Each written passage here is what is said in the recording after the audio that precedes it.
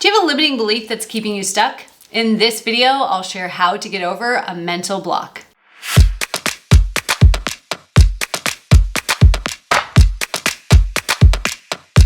My name is Tiffany Toombs. I'm a high-performance mindset coach that has worked with thousands of people across the world to help them master their mind, overcome mental blocks, and step into the best version of themselves.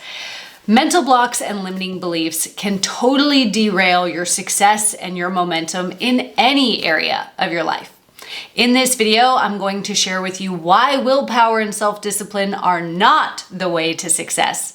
Then I'm going to share with you the most common mistakes that people make when attempting to overcome a mental block. And finally, I'll share with you how you can actually overcome that mental block for good. So you've actually been lied to. I know that in the self-help world, there's all this talk about how willpower and self-discipline is the way to reach your goals. In fact, maybe you've had a coach or a mentor tell you that the reason you didn't reach your goal was because you didn't have enough willpower. That's the biggest lie that you've been sold. Here's what we know from science. We know that willpower is limited. We have a finite amount of willpower every single day. Think of willpower like this water bottle. Every day you wake up with a full bottle, and every decision you make is like taking a drink out of that bottle or pouring some out. Either way, you're going to be having less and less water throughout your day. Willpower is the same way. Every time you make a decision, you tip a little bit of water out of your willpower jar, and now you have less to go with. When we run out of willpower, when that jar becomes empty, we revert back to whatever beliefs or behaviors are programmed into our unconscious mind. We also know that willpower and self-discipline comes from the conscious mind, which is only 4% of the mind's capacity. Limiting beliefs and mental blocks are actually from the unconscious mind, which makes up 96% of the mind's capacity. So if willpower and self-discipline is not the way forward, what should you do instead? Before I share that with you, I want to hear from you. How many times have you attempted to use willpower and self-discipline to achieve a goal? And how many times did it actually work for you? Go to the comments below and let me know.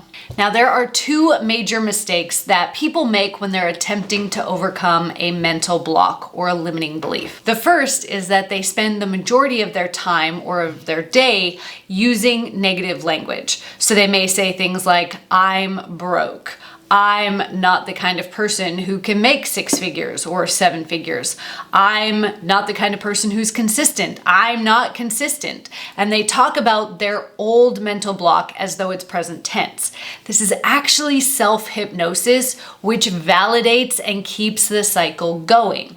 There's a part of your brain called the reticular activating system. This is the GPS of your mind. So whatever you focus on in your thoughts or in your verbal communication is what you're going to get more of. So if you focus most of your day or you talk about yourself in present tense as not being consistent, as being broke, as not being good enough or not being worthy, then your reticular activating system will actually find the path of least resistance to get more evidence that those things are true. So we actually want to change our language if we truly want to overcome a mental block for good. The second mistake that people make when they have a mental block is they focus on the behavior that is a result of the mental block. And logically, this makes sense. Our behaviors are the tangible thing that we're able to see holding us back. But the behavior is actually a symptom of the belief system. And so we have to address the belief system if we want the behavior to truly change.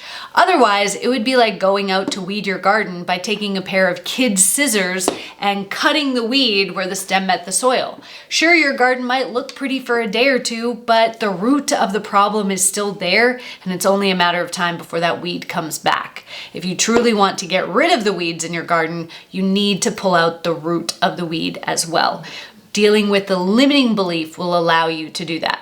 before I share with you how to change these limiting beliefs, how to overcome these mental blocks, I want to remind you to subscribe to my channel. I am putting out brand new content every single week to help you reprogram your mind and step into the success that you truly deserve. Click on the subscribe button below and like this video while you're there. So the way to deeper, more long-lasting transformation is to reprogram the limiting beliefs or the mental block that is causing you to be stuck. In order to do this, I recommend to my clients that they connect with their future self, the version of them that has achieved the goal that they are seeking to achieve right now. As we connect to that future version of them, we'll ask questions like, what do they believe? What are their thought patterns? Who do they hang out with? What kinds of things do they learn? What are their daily habits and actions? Once we identify the traits of their future self, we can start to integrate these traits, these thought patterns, these belief systems, these habits into the person's life right now. And I like to do this working off the 80-20 rule. So choosing the habit or the thought pattern that is only going to take 20% effort, but is going to give that person an 80% return. So for example, I was working with a woman once who was quite obese, and she was drinking 2 liters of Coke a day. She knew she needed to lose weight or her health was in serious trouble, but she was addicted to the Coke.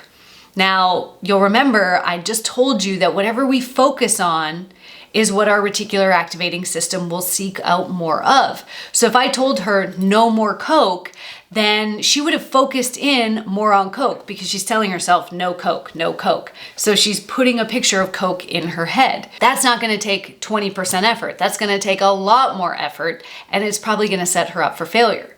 So what we did instead was I told her, you can still drink Coke, however, before you drink any Coke, you need to drink 2 liters of water first. So we added something to her life instead of taking something away. Now, if you've drank 2 liters of water, you're gonna be going to the washroom a lot. You're not going to be very thirsty, so there's not gonna be a whole lot of extra room to drink more Coke after that. And within 2 weeks, she had completely stopped drinking Coke and was only drinking water.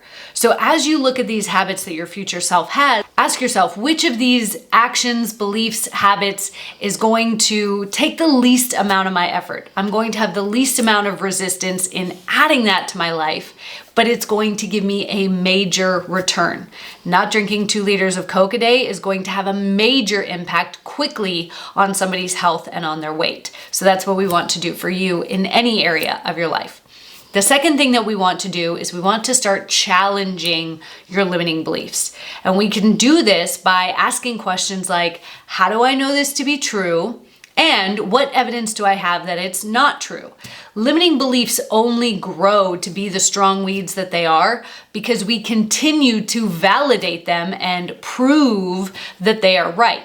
When you start looking for evidence that those belief systems are not right, or they're not right 100% of the time, it starts to loosen that limiting belief in your unconscious mind, and we're then able to replace it with something that is going to empower you even more. Now, if you're ready to truly start letting go of these mental blocks and becoming the best version of you, I would love to have you join me in the 6-day Mind Mastery Challenge. This is a free challenge that you can join anytime.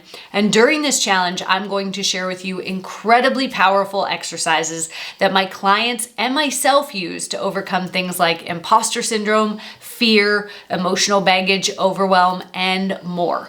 All you have to do to join us in the challenge for free is go to nlpworksheet.com or click on the link in the description below. Thanks for watching.